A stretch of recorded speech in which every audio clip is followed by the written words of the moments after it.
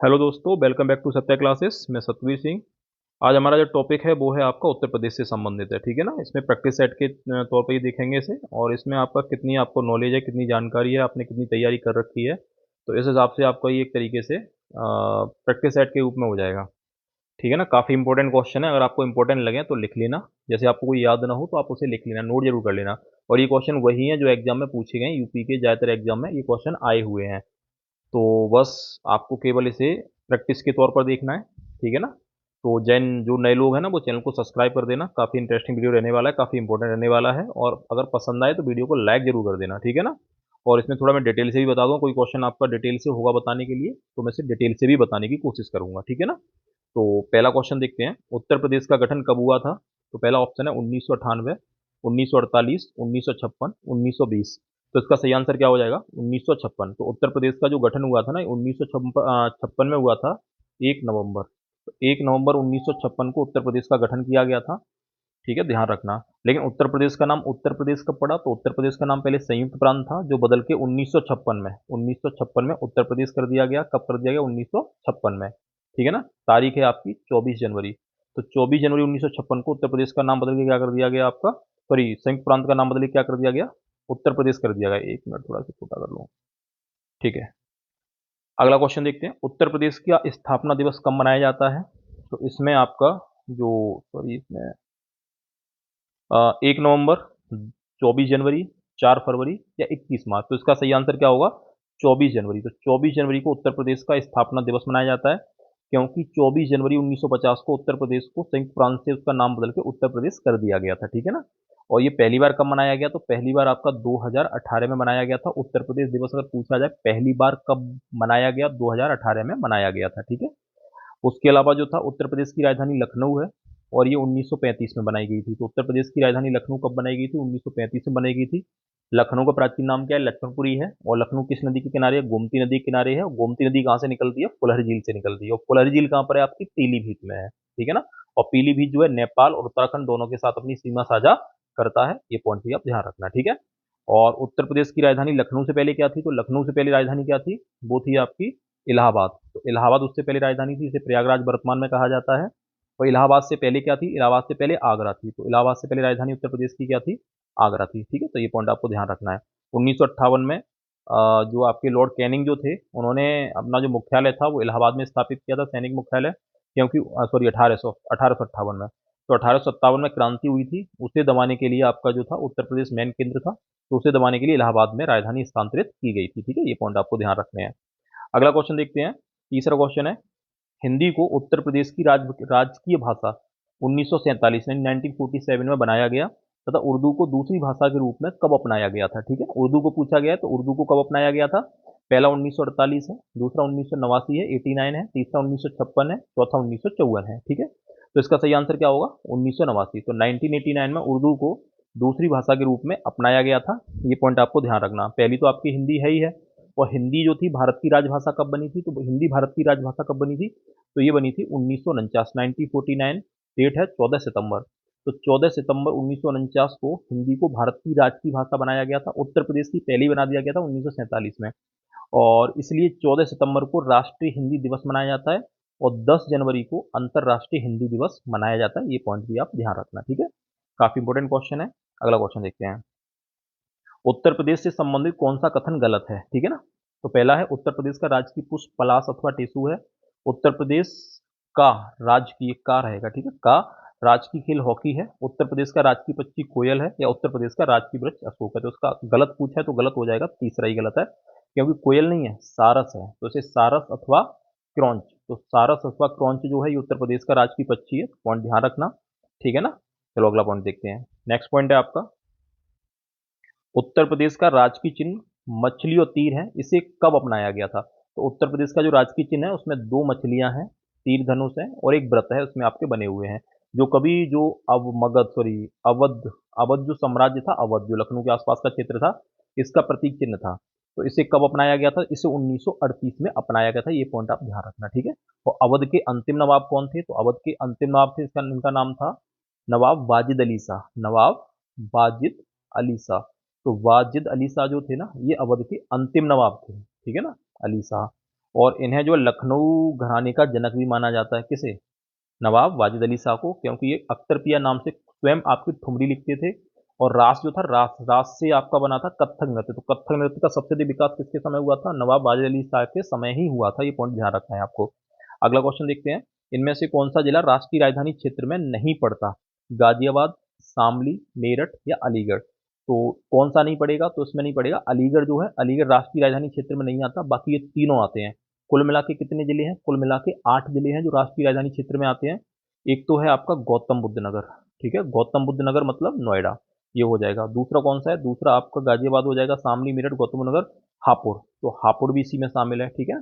उसके अलावा एक है बागपत, तो बागपत भी शामिल है। उसके अलावा एक है मुजफ्फरनगर, तो मुजफ्फर, तो मुजफ्फरनगर भी इसमें शामिल है। उसके अलावा इसमें एक बुलंदशहर वो रह गया, ठीक है, बुलंदशहर। तो बुलंदशहर है, गौतम बुद्ध नगर है, हापुड़ है, बागपत है, मुजफ्फरनगर है, शामली है, मेरठ है, गाजियाबाद। कुल मिला के 8 जिले जो है ना, ये एनसीआर में आते हैं। दिल्ली, दिल्ली का जो राष्ट्रीय राजधानी क्षेत्र है ना, उसमें शामिल है। ये पॉइंट ध्यान रखना, कई बार एग्जाम में पूछा जाता है ये क्वेश्चन, काफी इंपॉर्टेंट क्वेश्चन है आपका, ठीक है ना। उम्मीद करता हूँ कि आपको वीडियो बढ़िया लग रही होगी। अगला क्वेश्चन है, उत्तर प्रदेश का क्षेत्रफल भारत के क्षेत्रफल का कुल कितना प्रतिशत है? 8%, 7.3%, 2.4% या 14%? तो उसका सही आंसर क्या हो जाएगा? 7.3%। तो उत्तर प्रदेश का क्षेत्रफल भारत के क्षेत्रफल का 4.3% है, जिसके हिसाब से देखा जाए तो उत्तर प्रदेश जो भारत का चौथा सबसे बड़ा राज्य है, ठीक है ना। पहला कौन सा है? पहला आपका आरजे राजस्थान है, दूसरा एमपी है और तीसरा महाराष्ट्र है, चौथा उत्तर प्रदेश है, पांचवा कर्नाटक है, ठीक है ना। और कर्नाटक जो है ये दक्षिण भारत का क्षेत्रफल की दृष्टि से सबसे बड़ा राज्य है। ये भी क्वेश्चन आपका एग्जाम में पूछा गया है, ठीक है। अगला क्वेश्चन देखते हैं। उत्तर प्रदेश के कौन से जिले दिल्ली के साथ सीमा बनाते हैं? तो दिल्ली के साथ पूछिए तो मेरठ हापुड़, मेरठ और गाजियाबाद, नोएडा गाजियाबाद या नोएडा शामली? तो इसका सही आंसर हो जाएगा नोएडा और गाजियाबाद। ये दोनों जिले जो है दिल्ली के साथ अपनी सीमा बनाएंगे। बाकी का कोई जिला जो आपका दिल्ली के साथ सीमा नहीं बनाएगा। हाँ, दिल्ली एनसीआर में जो शामिल है वो कुल मिला के उत्तर प्रदेश के 8 जिले शामिल हैं, ठीक है। अगला क्वेश्चन देखते हैं। उत्तर प्रदेश दिल्ली सहित कुल कितने राज्यों से सीमा बनाता है? तो उत्तर प्रदेश दिल्ली सहित तो कुल मिलाएगा कितने से बनाएगा? 7, 8, 9 या 10? तो उसका सही आंसर क्या होगा आपका? 9 हो जाएगा। तो 9 में दिल्ली है, ठीक है, दिल्ली आ जाएगा। उसके अलावा उत्तराखंड से शुरू करते हैं। उत्तराखंड है, उत्तराखंड से आपका हिमाचल प्रदेश है, HR यानी हरियाणा है, फिर हरियाणा के बाद आपका दिल्ली पड़ी जाएगा, ठीक है। उसके अलावा आपका क्या नाम है, राजस्थान है, राजस्थान के बाद MP है, MP के बाद CH छत्तीसगढ़ है, फिर JK झारखंड है और बिहार है। तो कुल मिला के देखा जाए तो 8 राज्य और एक केंद्र शासित प्रदेश मिला के संख्या कितनी हो गई? 9। तो 9 राज्य जो हैं उत्तर प्रदेश की सीमा से लगे हुए हैं। सबसे अधिक राज्यों की सीमा से स्पर्श करने वाला जो राज्य भारत का है वो भी आपका उत्तर प्रदेश ही है, ठीक है, उत्तर प्रदेश ही है। दूसरा राज्य जो है वो असम है। असम मिलाता है आपका 7 राज्यों से सीमा बनाता है। असम किससे बनाता है? आपका 7 राज्यों से सीमा बनाता है। उत्तर प्रदेश जो है 9 राज्यों से सीमा बनाता है। ये क्वेश्चन कई बार एग्जाम में पूछा भी गया है, ठीक है। अगला क्वेश्चन देखते हैं। उत्तर प्रदेश का कौन सा जिला नेपाल से लगा हुआ है? तो नेपाल से बरेली है, सीतापुर है, गोरखपुर है, बलरामपुर है। तो नेपाल से जो जिले लगे हुए हैं ना, उसमें जो लगे हुए हैं आपका बलरामपुर उसमें शामिल हो जाएगा। इन तीनों में से कोई भी शामिल नहीं है, क्योंकि नेपाल से कुल मिला के 7 जिले लगे हुए हैं। कितने लगे हुए हैं? 7 लगे हुए हैं, जिसमें सबसे पहले आ जाएगा पीलीभीत, फिर आ जाएगा लखीमपुर खीरी, ठीक है, फिर हो जाएगा बहराइच, फिर हो जाएगा श्रावस्ती, देख लेना श्रावस्ती, फिर श्रावस्ती के बाद हो जाएगा, श्रावस्ती हो गया, फिर हो जाएगा बलरामपुर, बलरामपुर, ठीक है, फिर हो जाएगा सिद्धार्थनगर। तो बलरामपुर, सिद्धार्थनगर और लास्ट वाला जिला कौन सा बचा? महाराजगंज, ठीक है, महाराजगंज। एक ट्रिक है, पीली खीर बाहर श्री बलराम सिंह महाराज ने खाली। पीली मतलब पीलीभीत, खीर मतलब लखीमपुर खीरी, बाहर यानी बहराइच, श्री मतलब श्रावस्ती, बलराम यानी बलरामपुर, सिंह मतलब सिद्धार्थनगर और महाराज यानी महाराजगंज। तो ये 7 जिले हैं, 1, 2, 3, 4, 5, 6, 7। तो 7 जिले जो हैं नेपाल से लगे हुए हैं। काफी इंपॉर्टेंट क्वेश्चन है, नेपाल से संबंधित क्वेश्चन पूछे भी जाते हैं। कौन सा जिला नेपाल से लगा हुआ है यूपी का, कौन सा नहीं लगा हुआ, कई बार एग्जाम में क्वेश्चन देखा गया है, ठीक है ना। अगला क्वेश्चन देखते हैं। इनमें से कौन सा जिला, सॉरी उत्तर प्रदेश, कहाँ पर थे हम अभी फिलहाल में, 1 मिनट, हाँ ये था। उत्तर प्रदेश की सबसे अधिक सीमा किस प्रदेश से लगी हुई है? तो बिहार, मध्य प्रदेश, राजस्थान, हरियाणा। तो इसका सही आंसर क्या हो जाएगा? इसका सही आंसर हो जाएगा आपका मध्य प्रदेश। तो मध्य प्रदेश के साथ सबसे लंबी सीमा है और सबसे छोटी किसके साथ है? हिमाचल प्रदेश के साथ, ठीक है। मध्य प्रदेश से कुल मिला के देखा जाए तो 11 जिले लगे हुए हैं। कितने लगे हुए हैं? 11 जिले लगे हुए हैं। और हिमाचल प्रदेश के साथ आपका एक जिला है, इसका नाम है सहारनपुर। कौन सा है? सहारनपुर है। बाकी उत्तराखंड से आपके 7 जिले हैं, नेपाल से 7 हैं, बिहार से 7 हैं, मध्य प्रदेश से 11 हैं, छत्तीसगढ़ से एक है, झारखंड से एक है, और हिमाचल प्रदेश से तो आपका एक है ही है, और हरियाणा से 6 जिले हैं, राजस्थान के साथ 2 जिले सीमा बनाते हैं, और दिल्ली के साथ 2 जिले सीमा बनाते हैं। तो ये आपका कुछ आपका ध्यान रखना, इंपॉर्टेंट फैक्ट हैं आपके सारे के सारे। अगला क्वेश्चन है, इनमें से कौन सा जिला बुंदेलखंड में नहीं पड़ता? बांदा है, जालौन है, हमीरपुर, इलाहाबाद। तो बुंदेलखंड में जो नहीं पड़ेगा वो इलाहाबाद नहीं पड़ेगा, बाकी बांदा भी है, जालौन है, हमीरपुर है, ललितपुर है। ध्यान रखना कौन सा है, ललितपुर है, झांसी है, ठीक है ना, महोबा है, झांसी है, महोबा है, उसके अलावा क्या नाम है, हमीरपुर हो जाएगा, ठीक है। ये सभी जिले आपके चित्रकूट हो जाएगा। ये जिले किसमें हैं, आपके बुंदेलखंड क्षेत्र में पड़ते हैं। ये क्वेश्चन कई बार आपका एग्जाम में पूछा भी गया है। अगला क्वेश्चन देखते हैं, निम्न में कौन सा जिला सबसे अधिक राज्यों की सीमा से लगा हुआ है? तो सबसे अधिक राज्यों की सीमा से जो जिला लगा हुआ है वो कौन सा है? सोनभद्र, गाजीपुर, शामली या आगरा। तो सही आंसर क्या होगा आपका? सोनभद्र रहेगा, ठीक है। सोनभद्र जो है 4 राज्यों की सीमा से लगा हुआ है, जिसमें आपका मध्य प्रदेश हो जाएगा, ध्यान रखना मध्य प्रदेश है, सी है छत्तीसगढ़ है, जे के झारखंड है, और एक आपका बिहार भी है। तो ये 4 जिले आपके किसके साथ लगे हुए हैं? सोनभद्र के साथ लगे हुए हैं। और सोनभद्र में सबसे अधिक वन भी है, ध्यान रखना सबसे अधिक वन किस जिले में है? उत्तर प्रदेश में, सोनभद्र में है। सबसे अधिक जनजाति किस जिले में निवास करती है? सोनभद्र में ही करती है, ठीक है। उत्तर प्रदेश में वह जिला जहाँ पहाड़ियाँ पाई जाती हैं सोनभद्र में है, सोनाकर की पहाड़ियाँ हैं, कहाँ पर है? सोनभद्र में है। और उत्तर प्रदेश में अगर पूछा जाए कोयला कहाँ निकाला जाता है, तो वो भी आपका सोनभद्र में निकाला जाता है, ठीक है। कौन से बात में? सोनभद्र में निकाला जाता है। सोनभद्र काफी इंपॉर्टेंट जिला है उत्तर प्रदेश का, ठीक है। सबसे दक्षिणी जिला भी यही है। चलो अगला क्वेश्चन देखते हैं। नेक्स्ट क्वेश्चन है, उत्तर प्रदेश के पास से कौन सी रेखा गुजरती है? कर्क रेखा, मकर रेखा, भूमध्य रेखा या आर्कटिक रेखा? तो इसका सही आंसर हो जाएगा आपका कर्क रेखा। 23.5 डिग्री जो पूर्वी देशांतर रेखा है ना, वो आपका उत्तर प्रदेश के सबसे पास से गुजरेगी, ठीक है। उत्तर प्रदेश के किधर है? ये दक्षिण में है। ध्यान रखना कौन सी रेखा? कर्क रेखा। और कर्क रेखा के सबसे नजदीक जो जिला यूपी का पड़ेगा ना, वो सोनभद्र पड़ेगा। तो सोनभद्र जिला जो है वो एक ऐसा जिला है जो आपका कर्क रेखा के सबसे नजदीक पड़ता है। ये क्वेश्चन कई बार एग्जाम में पूछा गया है, ध्यान रखना, ठीक है। अगला क्वेश्चन देखते हैं। नेक्स्ट क्वेश्चन है, सॉरी, उत्तर प्रदेश का कौन सा जिला उत्तराखंड, हरियाणा और हिमाचल प्रदेश से सीमा बनाता है? उत्तराखंड, हरियाणा और हिमाचल प्रदेश से सीमा बनाता है। तो इसमें देखते हैं इसमें कौन सा हो जाएगा आपका।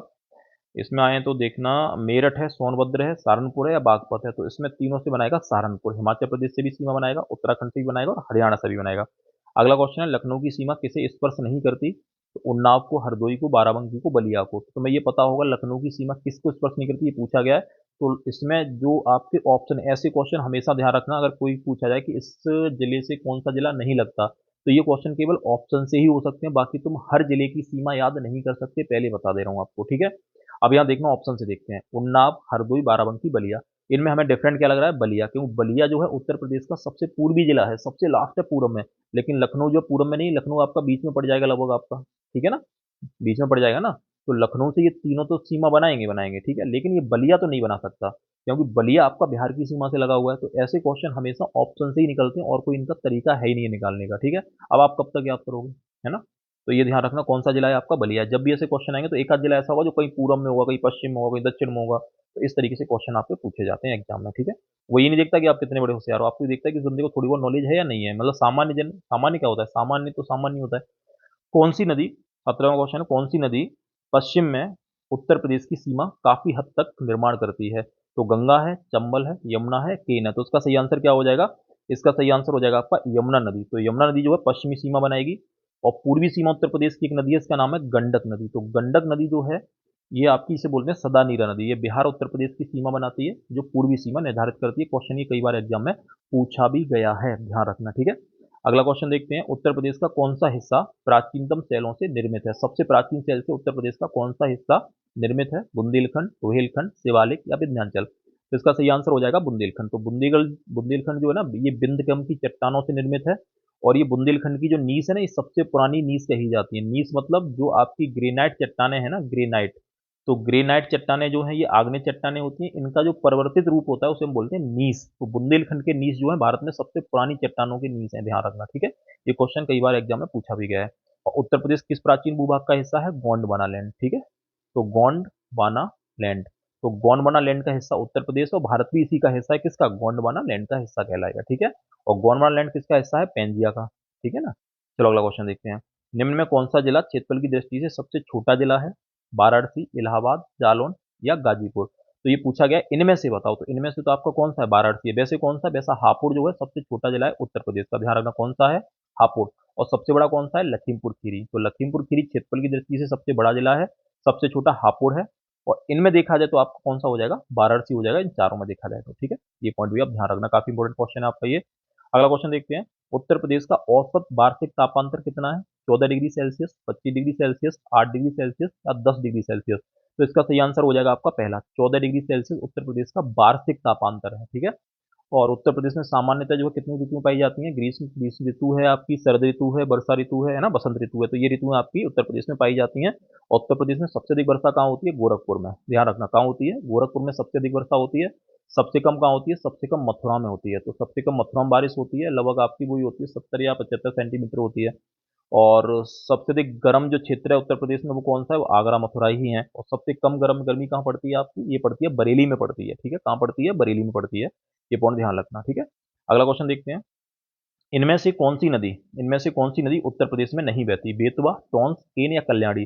तो कल्याणी नदी है ना, ये आपकी बंगाल की नदी है, तो ये बंगाल में बहती है। बाकी तीनों नदियां उत्तर प्रदेश में बहती हैं, ध्यान रखना। ठीक है, उत्तर प्रदेश में सबसे अधिक कौन सी मृदा पाई जाती है, जलोढ़, लाल, काली या लेटेराइट। तो उत्तर प्रदेश में नॉर्मल है, जलोढ़ मिट्टी ही पाई जाएगी, क्योंकि उत्तर प्रदेश में बहुत सारी नदियां आती हैं। तो जलोढ़ मिट्टी का निर्माण जो होता है वो नदियों के द्वारा बहाकर लाई गई मिट्टी से ही होता है, ध्यान रखना। ठीक है, लाल मिट्टी आपका ये बुंदेलखंड सोनभद्र क्षेत्र में ही पाई जाती है, काली मिट्टी भी आपका बुंदेलखंड क्षेत्र में पाई जाती है। ठीक है, लेटेराइट मिट्टी जो है ये आपका उत्तर प्रदेश के क्षेत्र में नहीं पाई जाती, क्योंकि लेटेराइट मिट्टी बनती है आपकी जहाँ पर चाय वगैरह, कॉफी वगैरह ये की जाती है, वहां पर पाई जाती है। ठीक है, अगला क्वेश्चन देखते हैं, काली मृदा निम्न में से कहाँ पाई जाती है, तो बुंदेलखंड, रोहिलखंड, पूर्वांचल या अवध। तो इसका सही आंसर क्या हो जाएगा, बुंदेलखंड क्षेत्र में। तो बुंदेलखंड क्षेत्र में कौन सी मृदा पाई जाती है, काली मृदा। काली मृदा को क्या बोलते हैं, रेगुर बोलते हैं। क्या बोलते हैं, रेगुर बोला जाता है। तो काली मृदा को रेगुर कहा जाता है, ये पॉइंट आप ध्यान रखना। ठीक है, और काली मृदा का निर्माण किससे होता है, लावा बेसाल्ट के टूटने से काली मृदा का निर्माण होता है। भारत में सबसे काली मिट्टी कहाँ पाई जाती है, तो ये पाई जाती है आपकी उसमें, किसमें, महाराष्ट्र में पाई जाती है। ठीक है ना, ध्यान रखना। अगला क्वेश्चन देखते हैं, उत्तर प्रदेश के किस क्षेत्र में शुष्क खेती की जाती है, सोनभद्र में, सहारनपुर में, झांसी में, सीतापुर में। तो शुष्क मतलब जहां पर आपकी पानी की कमी होती है, तो बुंदेलखंड क्षेत्र है। बुंदेलखंड क्षेत्र में कौन सा जिला पड़ेगा, झांसी पड़ेगा, ध्यान रखना। क्षेत्र पूछा जाए तो बुंदेलखंड है, जिला पूछा जाए तो आपका झांसी हो जाएगा। ठीक है, यहाँ तक समझ में आया। तो सबसे तो खेती जो की जाती है ना वो आपकी झांसी में की जाती है। ठीक है, अगला क्वेश्चन देखते हैं, उत्तर प्रदेश को कितने सस्य जलवायु प्रदेशों में बांटा गया है, 4 में, 8 में, 9 में या 20 में। तो उत्तर प्रदेश को जो सस्य मतलब कृषि जलवायु क्षेत्रों में बांटा गया, तो कितने बांटा गया, 9 में बांटा गया है, ध्यान रखना। 9 कृषि जलवायु क्षेत्रों में उत्तर प्रदेश को बांटा गया। भारत को कितने बांटा गया, भारत को 15 कृषि जलवायु क्षेत्रों में बांटा गया, ये क्वेश्चन भी ध्यान रखना। तो भारत को 15 में और उत्तर प्रदेश को 9 में। उत्तर प्रदेश की प्रमुख व्यापारिक फसल कौन सी है, आलू, गेहूं, गन्ना या चावल। तो प्रमुख पूछी गई है व्यापारिक फसल कौन सी है, तो इसका सही आंसर हो जाएगा गन्ना। वैसे आपका आलू भी व्यापारिक फसल है, लेकिन प्रमुख पूछिए तो गन्ना हो जाएगा, चना तो कोई मतलब है नहीं है।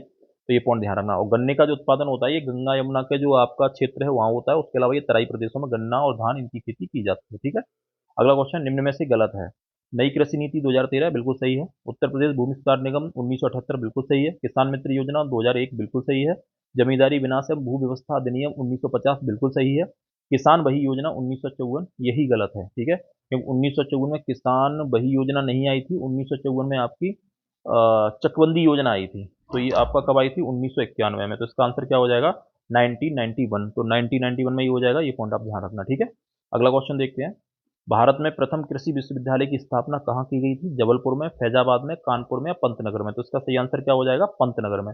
तो पंतनगर में पहला कृषि विश्वविद्यालय बनाया गया था 1966 में। पंतनगर कहाँ पर है आपका, उत्तराखंड में है। और पंतनगर किस जिले में पड़ेगा उत्तराखंड के में, तो ये पड़ेगा आपका सरदार उधम सिंह जो नगर है वहां पर आपका पंतनगर पड़ता है, ध्यान रखना। ठीक है, चलो अगला क्वेश्चन देखते हैं, और 1966 में ही हमें भारत में किसकी शुरुआत हुई थी, हरित क्रांति की शुरुआत हुई थी 1966 में। उत्तर प्रदेश निम्न में से किस फसल का सबसे बड़ा उत्पादक नहीं है, आलू, चावल, गन्ना या गेहूं। तो इसका सही आंसर हो जाएगा चावल। चावल के उत्पादन पहले नंबर पर कौन सा, पश्चिम बंगाल है। उत्तर प्रदेश का स्थान दूसरा आता है, लेकिन आलू के उत्पादन में, गन्ने के उत्पादन में, गेहूं के उत्पादन में उत्तर प्रदेश का भारत में पहला स्थान है, ये ध्यान रखना। ठीक है, अगला क्वेश्चन है, लाल मिट्टी प्रदेश में कहाँ पाई जाती है, झांसी, मिर्जापुर, आगरा, मथुरा। चलो अगले ऑप्शन में नहीं जा रही, यही बता दे रहे हैं। तो लाल मिट्टी मैंने अभी थोड़ी देर बताया था आपका बुंदेलखंड क्षेत्र में पाई जाती है, तो झांसी और मिर्जापुर है। ठीक है ना, बुंदेलखंड क्षेत्र में, मिर्जापुर में पाई जाती है। तो आपकी झांसी और मिर्जापुर में लाल मिट्टी पाई जाती है। और लाल मिट्टी का निर्माण किससे होता है, ग्रेनाइट चट्टानों के टूटने से लाल मिट्टी का निर्माण होता है। एटा मैनपुरी में वैसी नहीं पाई जाएगी, सीतापुर बस्ती में भी नहीं है। ठीक है, अगला क्वेश्चन देखते हैं, प्रदेश को कुल कितने पारिस्थितिकी, ध्यान रखना, पारिस्थितिकी प्रदेशों में बांटा गया, बीच में कृषि और हो जाएगा, अगर आ जाएगा तो पारिस्थितिकी शब्द जुड़ गया तो ये ध्यान रखना, 10, 20, 9 या 16। तो 9 में तो आपका कृषि जलवायु क्षेत्र है, लेकिन पारिस्थितिकी अगर शब्द जुड़ जाएगा ना तो इसमें आपकी संख्या 20 हो जाएगी। कितनी हो जाएगी? 20 हो जाएगी। तो पारिस्थितिकी प्रदेश अगर पूछे जाए तो कितने हैं? 20 हैं। कहाँ पर हैं? उत्तर प्रदेश में। ठीक है, अगला क्वेश्चन देखते हैं। उत्तर प्रदेश में सीमांत किसान किसे कहा जाता है? 1 एकड़ से कम भूमि वालों को, 1 हेक्टेयर से कम भूमि वालों को, या 5 हेक्टेयर से कम भूमि वालों को, या चौथा हो जाएगा 2 एकड़ से कम भूमि वालों को। तो इसका सही आंसर हो जाएगा आपका 1 हेक्टेयर से कम भूमि वालों को सीमांत किसान कहा जाता है। ठीक है, ध्यान रखना। अगला क्वेश्चन है, उत्तर प्रदेश की दलहन फसल सबसे अधिक उगाई जाती है। तो उत्तर प्रदेश में कौन सी दलहन फसल है जो सबसे अधिक उगाई जाती है? मूंग है, अरहर है, मटर है, या चना है? तो उसका सही आंसर क्या हो जाएगा? सॉरी, सही आंसर हो जाएगा आपका चना। तो चना जो है ये बुंदेलखंड ये क्षेत्र में उगाया जाता है, और उत्तर प्रदेश में सबसे अधिक उगाई जाने वाली जो दलहनी फसल है वो चना ही है। ठीक है, अगला क्वेश्चन देखते हैं। निम्न में से गलत बताओ। आंवला प्रतापगढ़, पान महोबा, अफीम बाराबंकी, लीची सहारनपुर। तो इसमें गलत ये पूछा है, गलत क्या हो जाएगा? लीची, क्योंकि लीची का संबंध सहारनपुर से हो जाएगा। सॉरी, उसमें किससे? सहारनपुर से। तो सहारनपुर, शायद मैंने मिस्टेक से यहाँ सहारनपुर बोल दिया था, लेकिन ये लखनऊ लिखा हुआ है। तो लखनऊ में लीची का उत्पादन नहीं होता। कहाँ होता है? सहारनपुर में होता है। लखनऊ में आम का उत्पादन बहुत ज्यादा होता है। किसका होता है? आम का। ठीक है, ध्यान रखना। चलो अगला क्वेश्चन देखते हैं। अगला है, चिलास घास के मैदान प्रदेश में कहाँ पाए जाते हैं? बुंदेलखंड में, बघेलखंड में, रोहिलखंड में, या पूर्वांचल में? तो इसका सही आंसर हो जाएगा चिलास जो घास के मैदान है ना, ये बुंदेलखंड क्षेत्र में ही पाए जाते हैं। ठीक है ना, और बुंदेलखंड क्षेत्र जो है ये आपका सबसे शुष्क क्षेत्र है उत्तर प्रदेश का। सबसे कम वर्षा इधर ही साइड में होती है, लेकिन जिला पूछा जाए तो आपका मथुरा हो जाएगा। ठीक है ना, और बुंदेलखंड में गर्मी बहुत पड़ती है, ये ध्यान रखना। बुंदेलखंड में आपका चंबल क्षेत्र पाया जाता है, और यहाँ पर आपका अवनालिका अपर्दन है। अब नालिका अपर्दन, तो अवनालिका अपर्दन जो है ये चंबल क्षेत्र में ही पाया जाता है, जिसमें यू या वी आकार की आपकी घाटियां टाइप में बन जाती हैं। और सबसे अधिक अवनालिका अपर्दन कहाँ होता है उत्तर प्रदेश में? वो होता है इटावा में। ठीक है, इटावा में, क्यों? इटावा में चंबल नदी बहती है, तो आपका वही होगा। ठीक है, चंबल नदी सबसे अधिक अवनालिका अपर्दन करती है, और सबसे बड़े बीहड़ों का निर्माण भी वही नदी करती है। कौन सी? चंबल। और चंबल का प्राचीन नाम क्या है? चरमावती है। चंबल का प्राचीन नाम क्या है? चरमावती है। और चंबल किसकी सहायक नदी है? यमुना की सहायक नदी है। इटावा के पास यमुना नदी में मिल जाती है। अगला क्वेश्चन है, निम्न में से कौन सी मिट्टी बुंदेलखंड में नहीं पाई जाती? माड़, पड़वा, राकड़, या मांट? तो इसमें से कौन सी नहीं पाई जाती? माड़ भी पाई जाती है, पड़वा, राकड़, मांट नहीं पाई जाती। तो मांट आपकी बुंदेलखंड में नहीं पाई जाती। अगला क्वेश्चन देखते हैं। उत्तर प्रदेश के जौनपुर, आजमगढ़ और मऊ जनपदों में मृदा में, सॉरी, मऊ जनपदों की मृदा में किस तत्व की कमी पाई जाती है? पोटास, फास्फोरस, सिलिका, या नाइट्रोजन? तो इसका सही आंसर हो जाएगा पोटास। तो पोटास की कमी पाई जाती है जौनपुर, आजमगढ़ और मऊ जनपदों में। ठीक है, सामान्य रूप से देखा जाए तो जलोढ़ मिट्टी में वैसे नाइट्रोजन की कमी पाई जाती है, लेकिन यहाँ पर आपकी मिट्टी में पोटास की कमी पाई जाती है। ठीक है, अगला क्वेश्चन। उत्तर प्रदेश में सबसे अधिक मृदा अपरदन किसके कारण होता है? वायु के द्वारा, भूकंप के द्वारा, नदियों के द्वारा, वर्षा के द्वारा? तो आपको पता होगा नदियों के द्वारा बहुत ज्यादा बाढ़ आती है। कटान भी मिट्टी का बहुत ज्यादा होता है नदियों के द्वारा, क्योंकि हिमालय से नदियां उतर के मैदानी क्षेत्रों में आती हैं तो बहुत ज्यादा कटान करती हैं। तो उत्तर प्रदेश में सबसे अधिक जो मृदा अपरदन होता है वो जल के द्वारा ही, नदियों के द्वारा ही होता है। और वायु के द्वारा सबसे अधिक जो अपरदन होता है ना उत्तर प्रदेश में, ये पश्चिमी क्षेत्र में होता है। जैसे आपका आगरा हो गया, ठीक है ना, इधर क्या नाम, मथुरा हो गया, इधर कासगंज, सॉरी कासगंज हो जाएगा, एटा भी हो जाएगा। तो ये पश्चिमी क्षेत्र जो है यहाँ पर सबसे अधिक वायु अपरदन होता है। और वैसे देखा जाए यूपी में तो सबसे अधिक नदियों के द्वारा अपरदन होता है। ठीक है, चलो अगला क्वेश्चन देखते हैं। नेक्स्ट क्वेश्चन है, उत्तर प्रदेश का कुल सिंचित क्षेत्रफल कितना है? 246 lakh hectare, 144 lakh hectare, 120 lakh hectare, या 220 लाख हेक्टेयर? तो इसका सही आंसर हो जाएगा 144 लाख हेक्टेयर। ध्यान रखना। ठीक है, अगला क्वेश्चन है, उत्तर प्रदेश की सबसे पुरानी नहर जो शाहजहां के द्वारा खुदवाई गई थी, नाम क्या था? पूर्वी यमुना नहर, आगरा नहर, ऊपरी गंगा नहर, या बेतवा नहर? तो इसका सही आंसर क्या हो जाएगा? तो पूर्वी यमुना नहर, ये शाहजहां के द्वारा खुदवाई गई थी, जो यूपी की सबसे पुरानी नहर है। ठीक है ना, ऊपरी गंगा नहर ये हरिद्वार से निकलती है। बेतवा नहर आपकी पूर्वांचल पाई, आगरा नहर भी आपकी कंफर्म आपकी आगरा में ही है खैर, लेकिन सबसे पुरानी नहर कौन सी है? पूर्वी यमुना नहर। अब उत्तर प्रदेश की सबसे लंबी नहर कौन सी है? तो उत्तर प्रदेश की सबसे लंबी या बड़ी नहर जो है वो है आपकी शारदा नहर।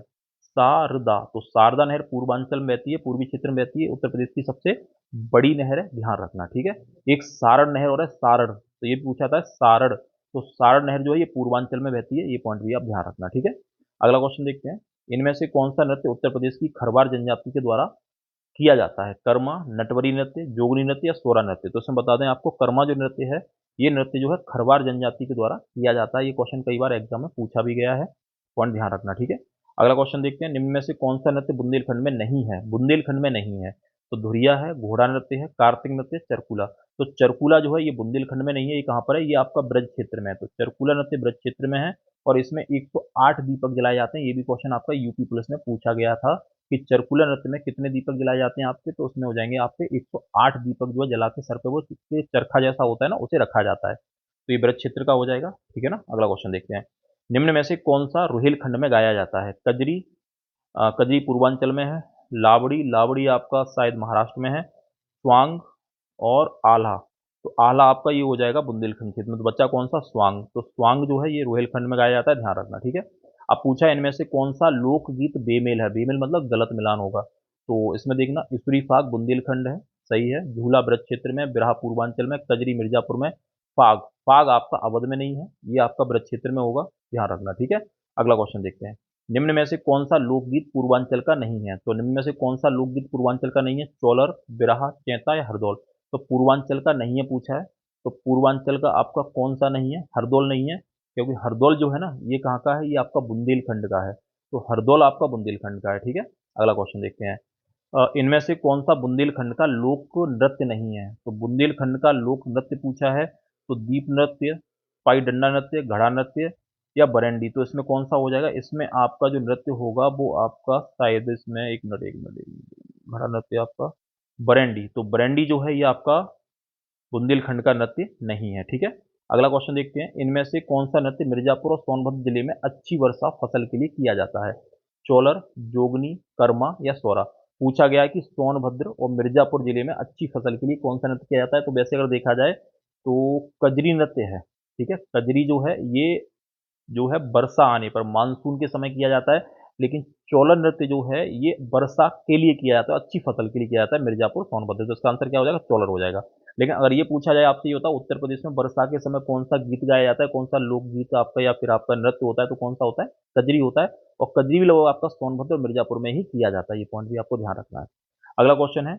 इनमें से कौन सा नृत्य मध्य प्रदेश के राजपूतों के द्वारा किया जाता है? तो मध्य प्रदेश के, सॉरी, प्रदेश के, तो प्रदेश के राजपूतों के द्वारा कौन सा नृत्य किया जाता है? छोलिया, कर्मा, सोरा या पाई डंडा। तो पाई डंडा बुंदेलखंड से संबंधित है, सोरा आपका ये भी हो जाएगा बुंदेलखंड से, कर्मा आपका खरवा जनजाति करती है, तो बचा आपका छोलिया। तो ये छोलिया नृत्य जो है ये आपका जो है राजपूतों के द्वारा किया जाता है। मैं आपको सीधा बता दूं कि कभी कभी जो क्वेश्चन है ना वो ऑप्शन से भी सॉल्व होते हैं। आप ऐसा नहीं कि आपको पूरी तरह तैयार होगा, ठीक है, कोई भी ऐसा नहीं है जैसे 100% तैयार हो, लेकिन मेन मेन आपको तैयार है ना, तो उस ऑप्शन से आप क्वेश्चन करोगे। इसमें दो क्वेश्चन मैंने ऐसे थे जो ऑप्शन से किए हैं।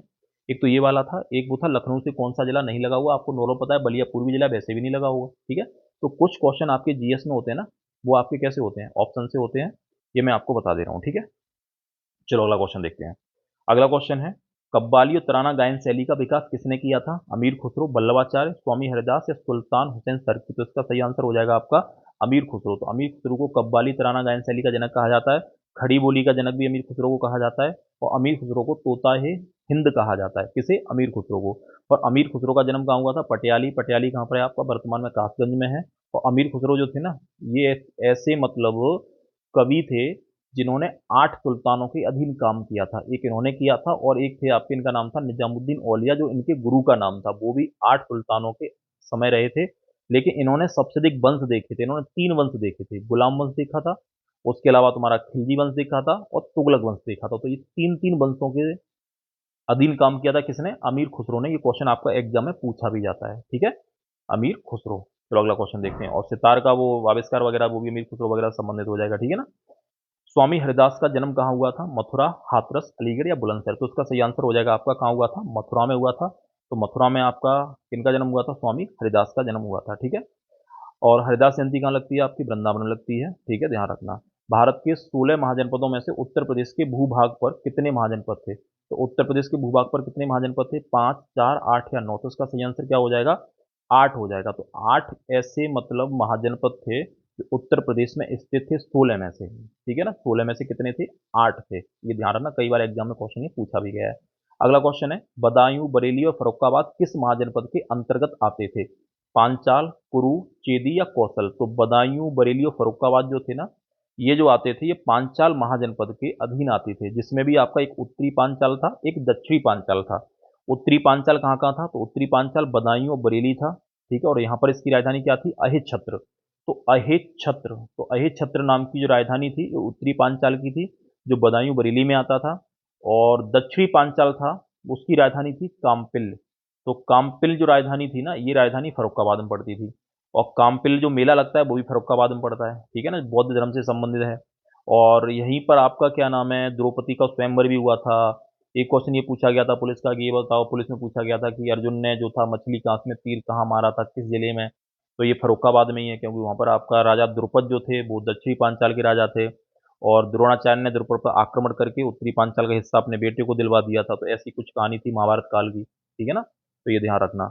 अगला क्वेश्चन है, बुंदेलखंड किस महाजनपद के अंतर्गत आता था? बुंदेलखंड आपका चेदी, मल्ल या काशी या सूरसेन? तो बुंदेलखंड में पड़ता था आपका चेदी महाजनपद, जिसकी राजधानी सुक्तिमती थी, चेदी महाजनपद। और चेदी का एक शासक तुमने सुना होगा, इसका नाम था शिशुपाल। तो हमारे हिंदू ग्रंथों में शिशुपाल जो था, इसका वध किसने किया था? भगवान कृष्ण ने किया था, कि उन्होंने ये बोला था कि मैं इसकी 100 गलतियां माफ कर दूंगा, लेकिन उसके बाद अगर इसने गलती की तो मैं इसको मार दूंगा। तो उसने 100 गलतियां की थी, उसके बाद इसको कृष्ण ने मार दिया था, शिशुपाल। तो ये कहाँ का शासक था? ये चेदी का शासक था। कहाँ का था? चेदी का शासक, ध्यान रखना, जो कहाँ पड़ता है? बुंदेलखंड में। अगला क्वेश्चन है, मथुरा के आसपास के क्षेत्र जो था ये किस महाजनपद के अंतर्गत आता था? तो कुरु, सूरसेन, कौशल या वत्स? तो इसका सही आंसर क्या हो जाएगा? सूरसेन। तो मथुरा के आसपास का जो क्षेत्र था वो सूरसेन आता था। सूरसेन की राजधानी क्या थी? आपकी मथुरा थी।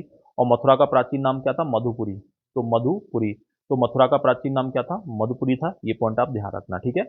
चलो अगला क्वेश्चन देखते हैं। निम्न में से बेमेल पूछा गया है। तो वत्स महाजनपद इलाहाबाद में, मल्ल महाजनपद कुशीनगर देवरिया, कौशल महाजनपद अयोध्या श्रावस्ती, और कुरु महाजनपद मथुरा के आसपास। तो इसका आपका पूछा गलत बताओ, तो पहला ही गलत हो जाएगा, क्योंकि बस जो पड़ता है ये कौशाम्बी में पड़ता है, कौशाम्बी।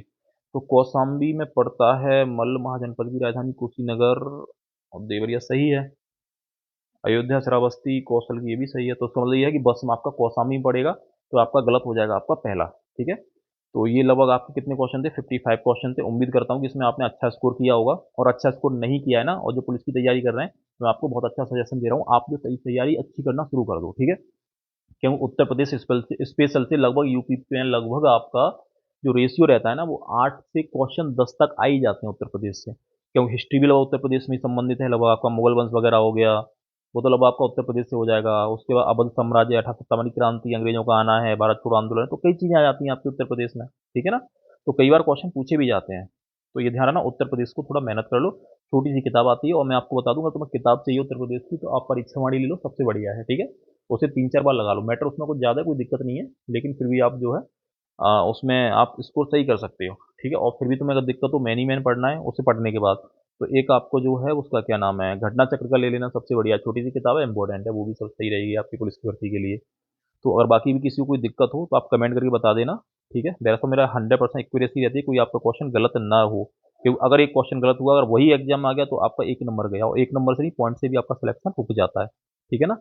उम्मीद करता हूँ वीडियो आपको काफ़ी पसंद आई होगी, ठीक है। और पसंद आई है तो इसे लाइक जरूर कर दो, ठीक है। और नए लोग हैं ना, उस चैनल को सब्सक्राइब कर दो। इसी तरीके से मैं आपकी वीडियो लाता रहूँगा, और आपको इसका लाभ मिलता रहेगा, ठीक है। और कुछ लोगों ने बोला था करंट अफेयर की शुरू कर दो, ठीक है ना, तो मैं करंट अफेयर भी अब शुरू करने वाला हूँ, जो आपकी सुबह अपलोड हो जाया करेगी लगभग 5 से 6 बजे के बीच में, ठीक है ना। तब तक के लिए बाय, गुड नाइट, मिलते हैं कल।